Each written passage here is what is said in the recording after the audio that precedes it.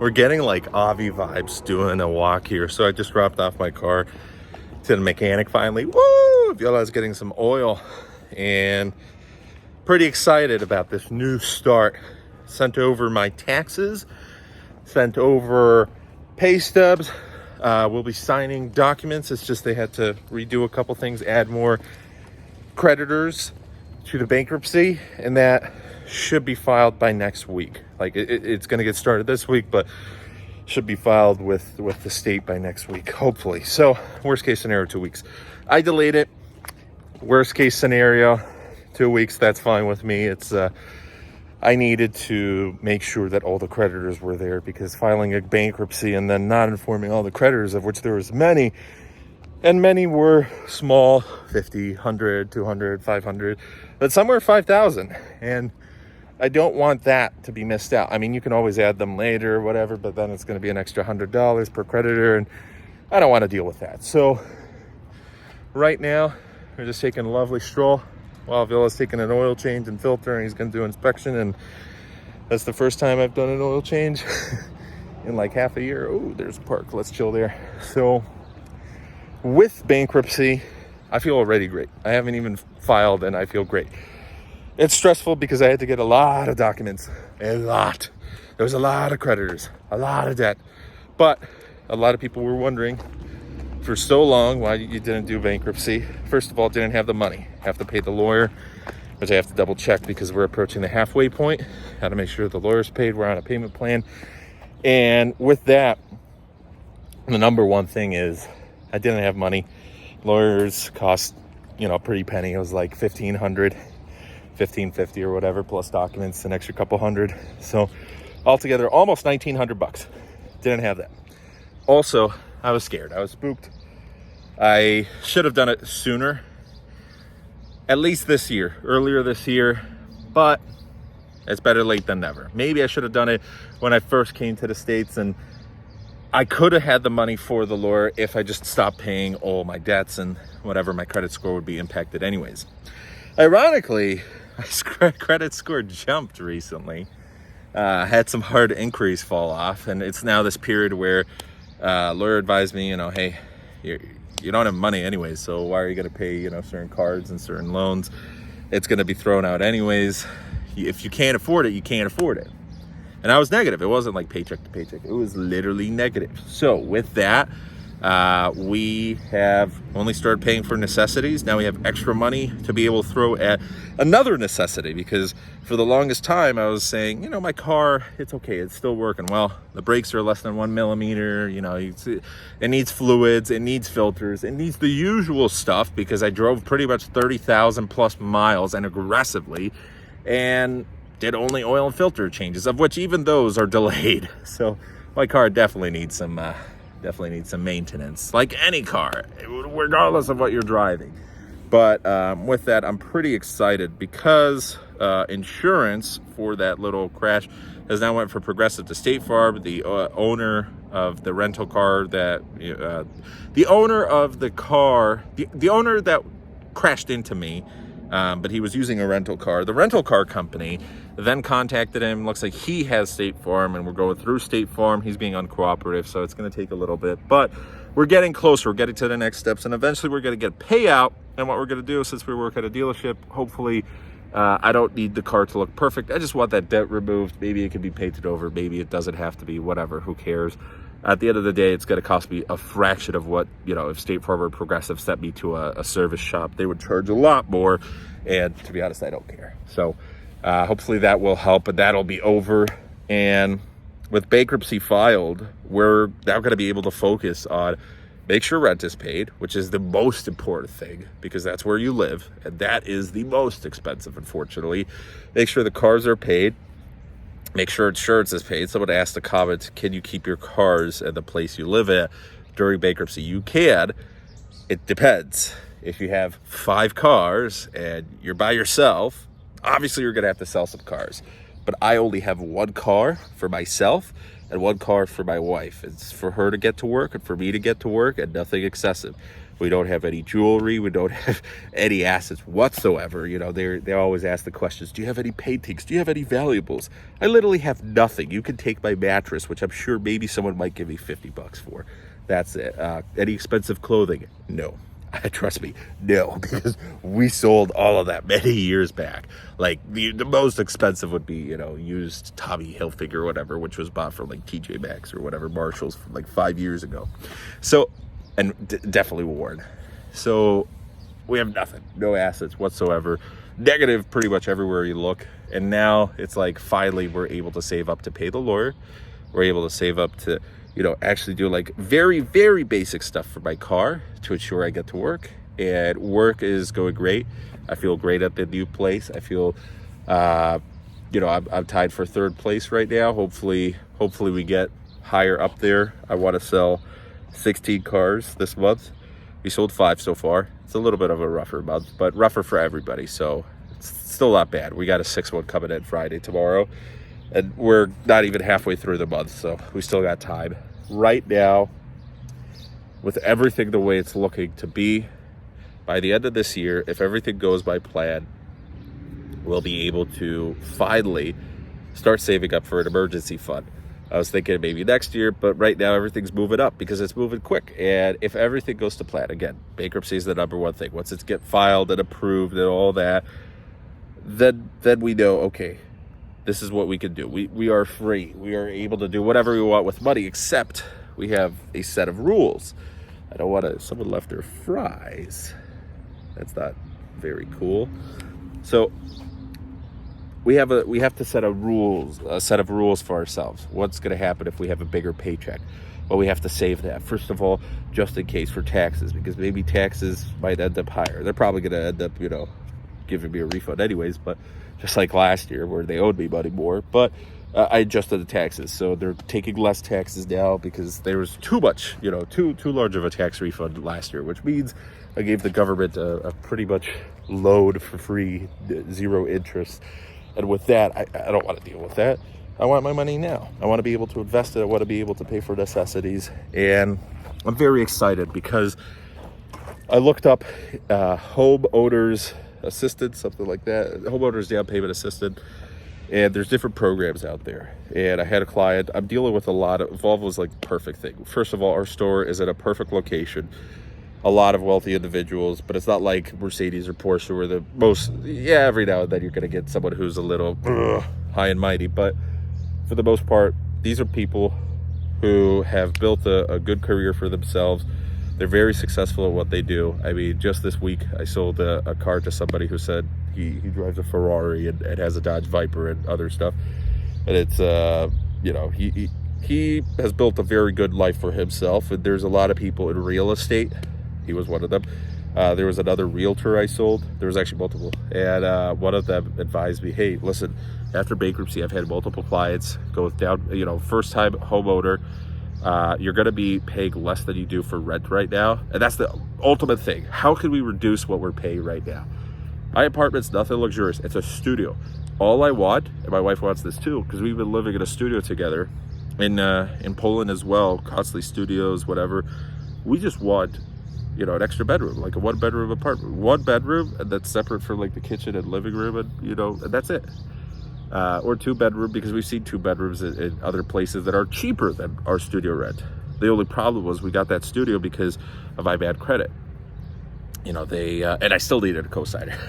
It was a complicated situation, but right now, with my wife's credit improving, we will have a chance to be able to rent something a little cheaper and hopefully a little larger and better. And second of all, in the next 2 to 3 years, I was told 2 years minimum, you need to stay at the same job. You need to have a stable income where if you're top seller or whatever, that's the goal, to be a top seller, hopefully, you know, the top 3, top 5, whatever.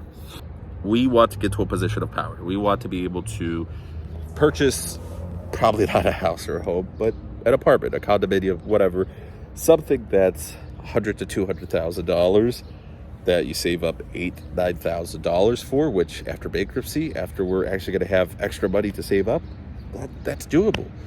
This realtor said she's had many clients after bankruptcy. You save that up, you're a first-time homeowner, you get down payment assistance, they give you extra, You don't go with something crazy, something rather cheap, but it will be your first place. Later on, you live there for at least a year. Later on, you could rent it out, get a better place, and then start your either real estate empire through there, or just start your normal life. You can sell that and get a large house, not a large house, a larger apartment, or a normal house, and actually live like normal people, and have a garage. That's my end goal eventually.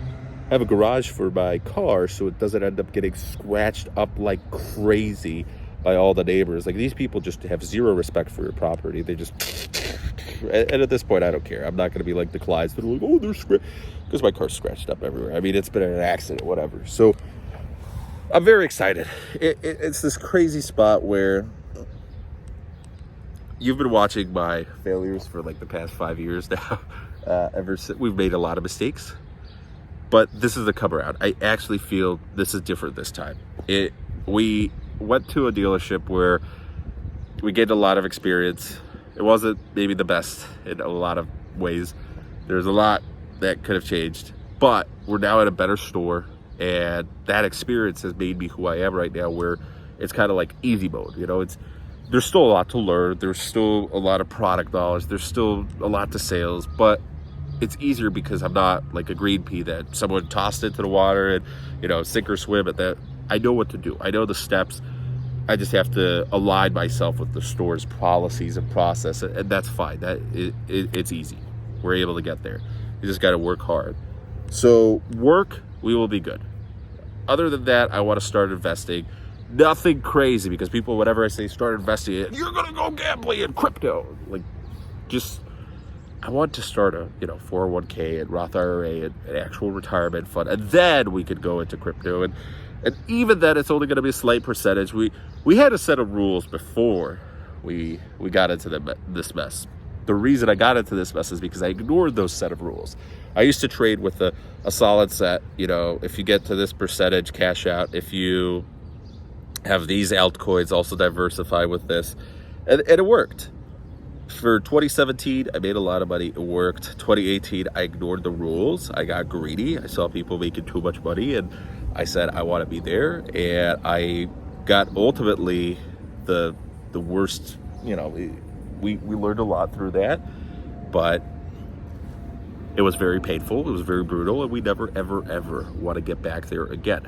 So the number one thing is, we've learned. There's still a lot to learn. This is that point where I remember working with people back in the crypto days with Travel Block. One of those billionaires was telling me that, hey, it's fine, because the market was starting to crash. He didn't know that I was in a deeply, deeply bad situation financially, and started to fall into debt and had to panic sell a lot of my crypto. But he told me that before he was a millionaire, he went bankrupt. He had no idea what he was doing, and he, not fled. He left the country to go down to Mexico, start a business. It worked out very well for him, and that's why he started investing in crypto later on, because he already was successful. He got there.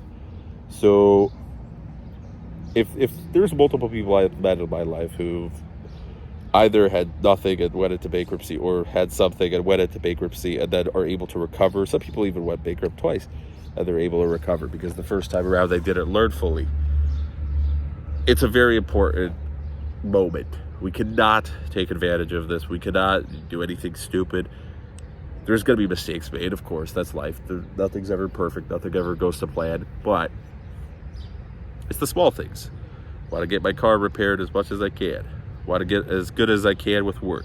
So I'll have transportation to work. I'll have work. I have a place to stay, but hopefully with my wife's better credit, we'll find something better. So that'll be, all the necessities. I won't have to worry about the small things. And that was the worst part. When you're in debt, when you're super stressed out, when you're going through bankruptcy and all this, you're just so stressed out that you can't even relax. You can't be ever happy. You're so focused on debt. You're so focused on these bills. And there's a bunch of debt collector calls and whatever, and I've ignored them. And it's great to have a second phone, because on this phone, nobody's calling me. On the other phone, I know it's the debt collector, so I just block all the numbers. I look them up, and of course it's debt collection.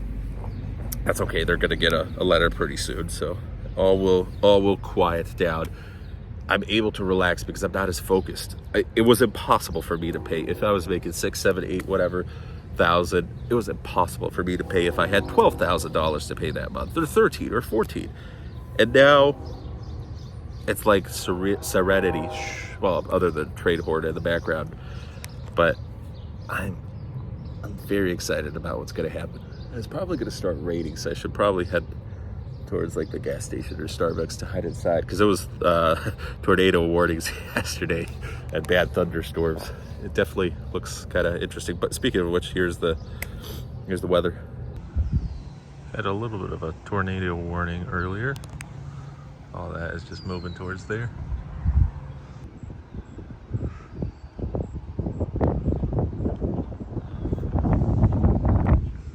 That was kind of cool, isn't it? So anyways, thanks for watching. A little bit of a rant, a little bit of an update. Number one thing is, hopefully later on, because my laptop's getting worse and worse. It literally has less than an hour worth of battery every time you charge it up. It either needs to have that battery replaced, it needs it desperately, or at this point, you know, because the laptop's not even worth what the battery probably costs, just wait for Black Friday or whatever, get a good deal. Unfortunately, there was Prime Day, so there was some good deals on laptops for editing, but we're gonna wait. We have to find good deals after bankruptcy. Invest in a decent laptop to start editing. That's also a problem why I'm not uploading as much, because my laptop, in order to just upload a simple video, it freaks out like 10 times and resets itself and shuts down. I mean, it's a 6, 7-year-old laptop, you know. So what we're going to do at the end of this year, focus as much as I can on YouTube as well, and hopefully create that second channel with Volvo and cars and whatnot, and next year have a secondary source of income, and then start investing hardcore, you know, diversify, learn, and make some money. We want to get out of poverty and get into at least middle class again. That'll be nice. And then later on, you know, just become very good at what we do. The end goal is I got to make a couple $100,000 somehow. So it's either get very, very good at car sales and become a finance manager, or we are more than a quarter finished with my degree right now. So, you know, that's always a backup plan, but I really like car sales. So the end goal is hopefully to become a finance manager, because those guys make $200,000, $300,000 per year. And it's a fun job. You get to sit in an office, you get to sell. It's all the good parts. Yeah, there's some bad parts to it, very long hours and whatnot, but to me, whatever, I don't care. The money's worth it.